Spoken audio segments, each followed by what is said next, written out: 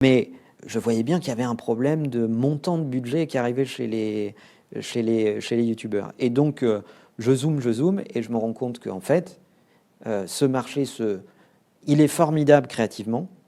mais il se cristallise, il se fédère, il se construit autour d'acteurs de type régie publicitaire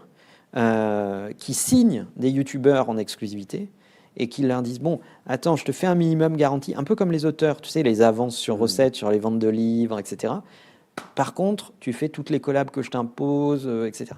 Comme les youtubeurs étaient souvent très jeunes, comme tous les premiers qui ont démarré, Squeezie qui a démarré dans sa chambre, mais Michou, mais Inox et tous les autres qui sont des youtubeurs très connus, ils n'avaient pas d'idée de valeur, de ce que ça pouvait représenter comme valeur. Et je pense enfin, je sais qu'il y a des acteurs qui ont profité de cela et qui gardaient énormément de marge pour eux et qui laissaient vraiment à ces créateurs de contenu ce qui ressemble à des pourboires, vraiment. Et ça, c'était catastrophique. Et je zoome et je me rends compte que